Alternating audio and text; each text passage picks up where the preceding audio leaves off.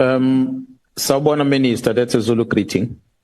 Please forgive, my bad writing there. Please forgive for writing this message directly, but I feel that I must respectfully request a meeting in order to deal with internal issues within our organization which affects me and my family and has a potential of destabilizing our crime-fighting efforts. I tried to reach out through Ngabinde in his private capacity early in January this year. And late, I spoke to him in his capacity as Chief of Staff. And again, I had a special request to the National Commissioner to try and secure the meeting before appearance before the Portfolio Committee on Police. This situation is escalating and it has a potential of demoralizing our hard-working members. And there are even politicians that are using these social media posts to sow divisions within the SCPS. I do not like what's happening. Hence, I feel that the minister must call us into a meeting so that we can iron out everything that is dominating the media space. I do not like what's happening. Hence, I feel that the minister must call us into a meeting so that we can iron out, I think that's a repeat of the previous page, iron out what is dominating, everything that is dominating the media space. It is my plea that the minister calls the National Commissioner, Lieutenant General Sbiya, Lieutenant General Khumalo, myself, Major General Khan, Mr. Nkabinde, and Mr. Brown Mkhwanazi, in order to get to the bottom of the problem. It is the prerogative of the minister to invite the executive director of IPIT if he feels it's necessary. It says, please forgive me for writing this message directly, but I feel I must respectfully request a meeting in order to deal with internal issues within our organization, which affects me and my family, and has a potential of destabilizing our crime-fighting efforts.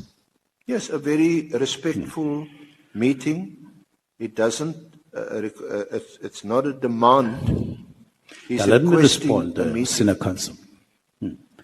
I'm saying as a matter of principle, I couldn't convene a meeting like that, where I invite Brown Mkhwanazi, who is outside the organization, who is not part of internal organization if our organization means SAPS, which is my interpretation. Then I call somebody and say, come and let us discuss internal issues. But secondly, General Mkhwanazi says there are matters that are affecting him and his family. Now, what I wanted to do, I wanted to have a meeting in terms of response here, to have a meeting with him alone to say, what is the aspect that affects you and your family in the work of the organization and so on, before I could convene a meeting. But generally, on this one, I wouldn't do so. I wouldn't invite Mkhwanazi in a meeting where I'm meeting the generals of SAPS. So why, Minister, why didn't you just tell him? I will revert to you, but you should know.